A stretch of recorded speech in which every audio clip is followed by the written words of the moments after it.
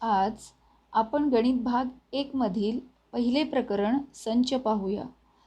त्यामध्ये आपल्याला काय काय शिकायचे पहा. तर सर्वप्रथम आपल्याला संचाची ओळख करून घ्यायचे की संच म्हणजे काय. त्यानंतर संचाचे प्रकार बघायचेत. समान संच, उपसंच, विश्वसंच, पूरक संच. त्याचप्रमाणे दोन संचांवरील क्रिया, छेदसंच, संयोग संच आणि सर्वात शेवटी आपल्याला संचातील घटकांची संख्या आणि वेनचित्र पाहायची आहेत. तर त्यासाठी आपल्याला मागील इयत्तांमध्ये झालेलं आपण थोडंसं पाहूया, जरा आठवूयामध्ये. तर आपल्याला काही चित्र दिलेली आहेत पहा. तर हे सर्व आपल्या परिचयाचे वस्तुसमूह आहेत. इथं फुलांचा गुच्छ दिलेला आहे. तर आपण सांगू शकतो की या गुच्छमध्ये कोणकोणत्या प्रकारची फुलं आहेत आणि किती आहे त्यांची संख्या. तर ह्या गुच्छामधले फुलांचे प्रकार आपण नेमकेपणाने सांगू शकतो. तर असे जे समूह आहेत, अशा समूहांना आपण संच म्हणणार आहोत. किंवा इथं किल्ल्यांचा जुडगा आहे. तर ह्या किल्ल्यांच्या जुडग्यामध्ये वेगवेगळ्या चाव्या आहेत. तर आपण सांगू शकतो की ही चावी कपाटाची आहे, ही ड्रॉवरची आहे. असे त्याच्यामध्ये आपण किल्ल्यांचा जुडगा म्हणजे नेमकेपणाने किती चाव्या आहेत आणि कोणत्या चाव्या आहेत ते आपण सांगू शकतो. म्हणजे या समूहातील घटक आपण निश्चित आणि नेमकेपणाने सांगू शकतो.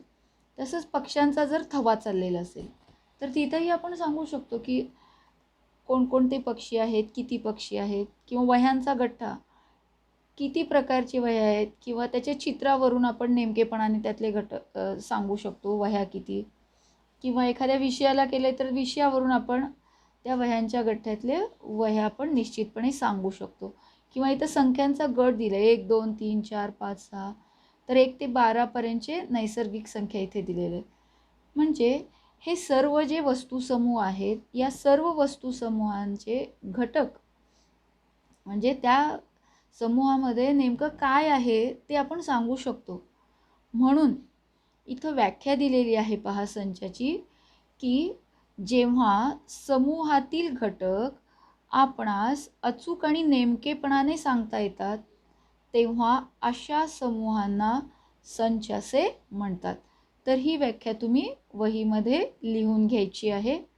त्यानंतर इथं आणखीन काही समूह दिलेले आहेत पहा. म्हणजे या समूहांमधले घटक आपण नेमकेपणाने सांगू शकतो. आता इथं आणखीन काही समूह दिलेले आहेत पहा, की गावातील आनंदी मुले किंवा वर्गातील हुशार मुले. आता गावातील आनंदी मुले म्हटल्यानंतर नेमकं कोणाला आपण आनंदी म्हणणार आहोत हा प्रश्न निर्माण होतो. कारण आनंद प्रत्येकाच्या दृष्टिकोनातून वेगळा असतो. त्यामुळे हे जे आनंदी मुले किंवा हुशार मुले ह्या शब्दांचे अर्थ हे सापेक्ष आहेत. सापेक्ष म्हणजे व्यक्तिपरत्वे ते बदलतात आणि त्यामुळं आपण नेमकेपणाने वर्गातील हुशार मुले किती म्हटलं तर सांगणार नाही. कारण 70% वाले असलेला एखादा मुलगा 80-90% वाल्याला हुशार समजेल आणि 70%ला 30-40-50% असणारी मुलं 70% असणाऱ्या मुलाला हुशार समजतील. त्यामुळं हुशार ही आपण नेमकेपणाने हुशार मुलं म्हणजे काय ते निश्चितपणे सांगू शकत नाही. आणि आत्ताच पाहिलं आपण की समूहातील घटक आपल्याला अचूक आणि नेमकेपणाने सांगता यायला पाहिजे. इथं आपण सांगू शकत नाही. हुशार किंवा आनंदी मुलं इथं आपण सांगू शकत नाही आणि त्यामुळं आपल्याला यांना संच म्हणता येणार नाही. आणखीन काही उदाहरणं दिलेली आहेत पहा इथे, की यातल्या कोणत्या समूहांना संच म्हणता येईल ते सांगा. तर इथं दिलेले आठवड्यांचे 7 वार दिलेले आहेत. आता आठवड्यांचे 7 वार आपल्याला माहिती आहेत, रविवार, सोमवार, मंगळवार, शनिवारपर्यंत. नेमकेपणाने आपण सांगू शकतो यातले घटक, म्हणून हा संच आहे. किंवा इथं दुसरं उदाहरण दिलेलं आहे, एका वर्षाचे महिने. तर एका वर्षातले महिने 12 असतात आणि ते नेमकेपणाने आपण सांगू शकतो, म्हणून हा सुद्धा संच आहे. आता इथं पुढं दिलेलं आहे वर्गातील शूर मुले. वर्गामध्ये परत शूर, हुशार अशी जर विशेषणं आली तर आपण नेमकेपणाने सांगू शकत नाही, कारण शूर प्रत्येकाच्या दृष्टिकोनातून वेगळा मुलगा असू शकतो. त्यामुळे शूर मुलांचा संच आपल्याला नेमकेपणाने सांगता येत नाही, म्हणून तो संच म्हणता येणार नाही. पहिल्या 10 मोज संख्या म्हटलेले, तर आपण मोजतो. मोज संख्या ह्या 1 पासून सुरू होतात. 1 ते 10 नेमकेपणाने सांगू शकतो, म्हणून हा संच आहे. त्यानंतर आहे महाराष्ट्रातील बळकट गड किल्ले. आता पुन्हा बळकट नेमकं कुणाला बळकट म्हणणार याच्यामध्ये सुद्धा आपल्याला निश्चित सांगता येत नाही, किंवा नेमकेपणाने आपण बळकट गड किल्ला सांगू शकत नाही. म्हणून इथं असं शूर, बळकट ही विशेषणं आली की आपण याला संच म्हणणार नाही. आपल्या सूर्यमालेतील ग्रह म्हटले सांगू शकतो आपण, त्यामुळे हा सुद्धा संच आहे. तर अशा पद्धतीनं संच आपल्याला ओळखता आला पाहिजे की असा समूह ज्यामधील सर्व घटक आपण अचूक आणि नेमकेपणाने सांगू शकतो. लक्षात ठेवायचे. त्यानंतर इथं दिलेली आहे संचाची व्याख्या.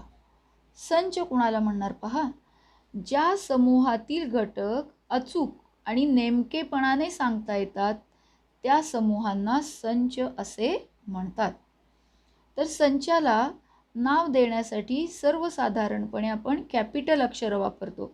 Capital A, capital B, capital C वगैरे. आणि संचामध्ये जे घटक आहेत, संचाचं नाव आपण कॅपिटल अक्षराने देणार आहे, पण संचातले घटक मात्र आपण स्मॉल लेटर्सनी दाखवणार आहे. स्मॉल ए, स्मॉल बी, स्मॉल सी, किंवा अंक असतील तर 1, 2, 3 या पद्धतीने. इथं आपल्याला आणखीन एक गोष्ट पाहायची आहे पहा, की समजा ए या संचाचा स्मॉल ए हा एक घटक आहे, तर तो आपण कसा लिहिणार आहे पहा. ए हा कॅपिटल एचा घटक आहे, तर इथं एक चिन्ह वापरलेलं आहे, तर ते चिन्ह लक्षात ठेवायचे. तर या पद्धतीनं काढायचे. ते आडवा यू काढायचा आणि त्याच्यामध्ये पोटात एक रेघ मारायची. तर याला काय म्हणायचं, चा घटक आहे. तर स्मॉल ए हा कॅपिटल एचा घटक आहे असं ते लिहिलं जातं. आणि समजा जर घटक नसेल तर आपण तेच या पद्धतीने लिहिणार आहे की small A not belongs to, किंवा चा घटक नाही. कसं लिहिणार आहे पहा, असंच लिहिणार. आडवं यू, त्याच्यामध्ये पोटात एक रेषा मारणार आणि त्याच्यावर तिरपी रेषा मारणार आहे, म्हणजे चा घटक नाही, आणि याचा अर्थ चा घटक आहे. तर हे 2 चिन्ह लक्षात ठेवायचे. नवीन शिकलो पहा आपण. आता इथं काही संच आहेत बघा, आपण हे मागच्या वर्षीही पाहिलेले आहेत. तर पहिला संच आहे यन, कॅपिटल यन दिलं आहे. आणि आणखीन एक की जे संच असतात हे संच असे महिरपी कंसात दाखवायचे. आता महिरपी कंस कसा काढायचा पहा, आपल्याला यस काढायचा आणि त्याच्याखाली 2, आणि इथं 2 काढायचे आणि इथं यस. या पद्धतीनं महिरपी कंसाचा सराव करायचे, ते व्यवस्थित काढता आलं पाहिजे.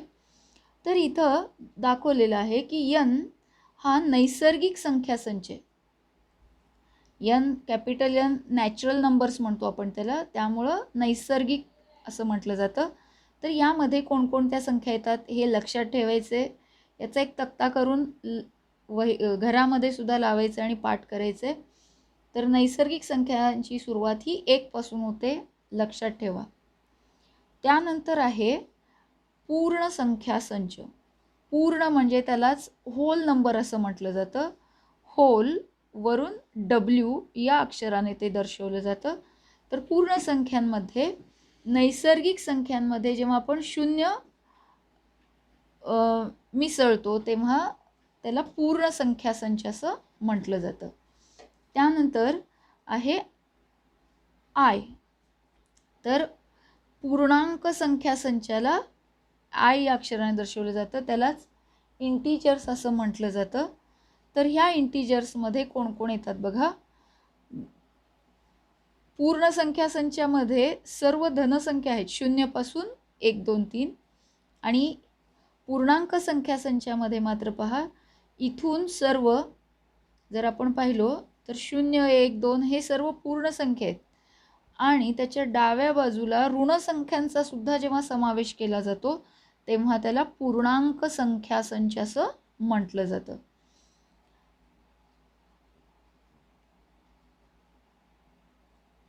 आणखीन 2 संच आहेत पहा इथे. तर Q हा परिमेय संख्यांचा संच आहे. तर परिमेय संख्या आपण गेल्या वर्षी पाहिलेलं आहे, यावर्षीही आपल्याला पुन्हा पाहायचे, पुढच्या धड्यामध्ये आपण पाहूयात. तसंच R, कॅपिटल R हा वास्तव संख्यांचा संच आहे, रियल नंबर्स म्हटलं जातं त्याला. तर एकूण हे 5 संच सर्वांनी लक्षात ठेवायचे. 1, 2, 3, 4 आणि 5 हे 5 संच सर्वांनी वहीत लिहून घ्यायचे आहेत.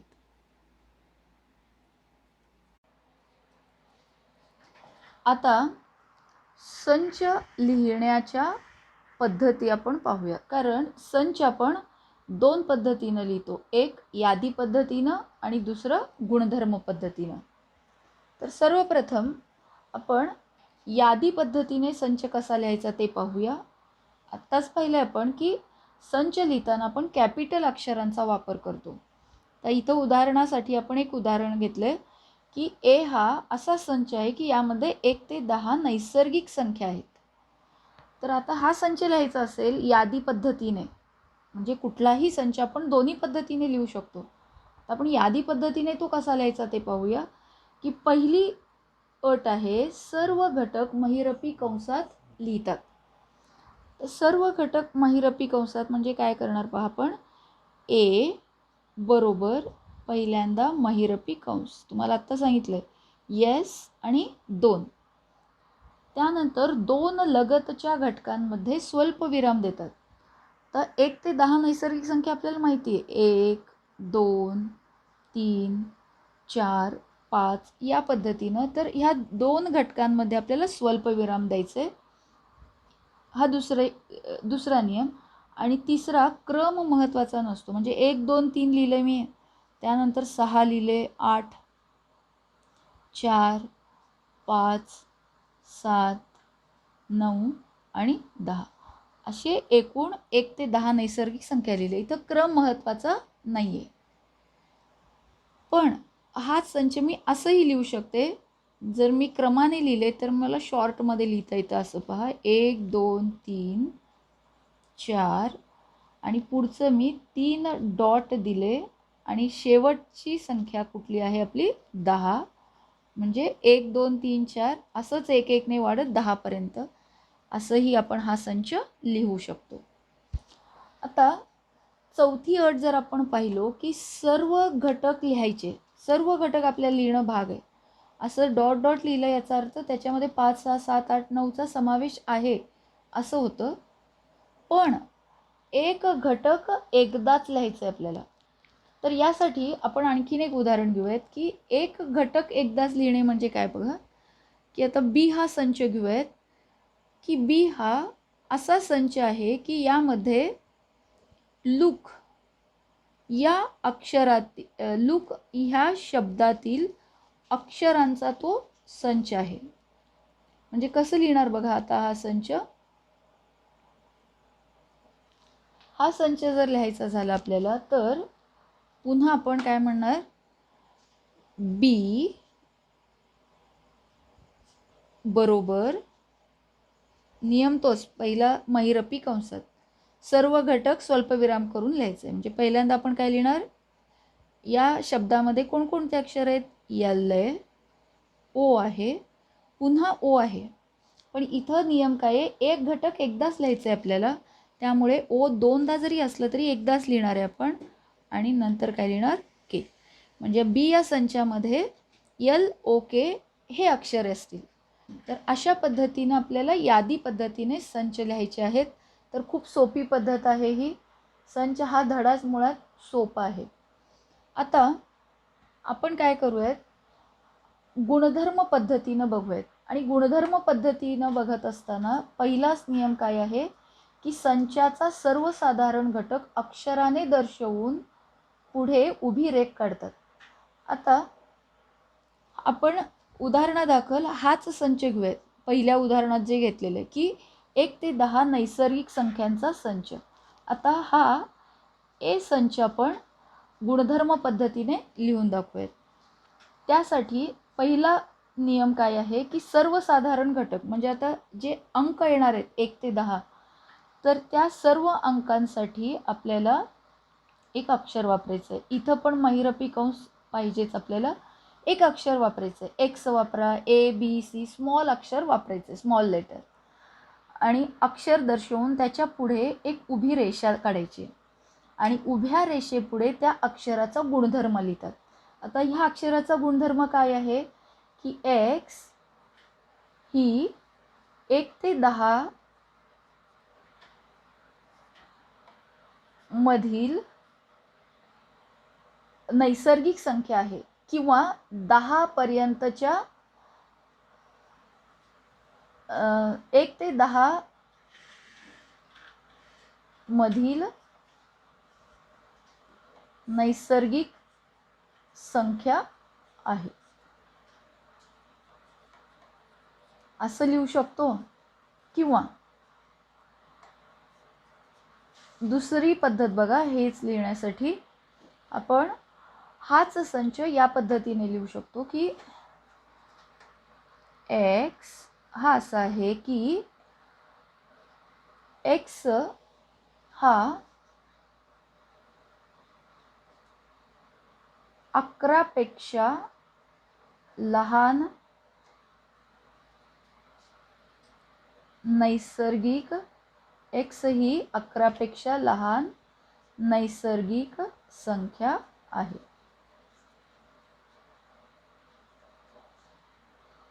किंवा नंतर महिरपी कंस पूर्ण. किंवा हाच संच आपण असंही लिहू शकतो. पहा,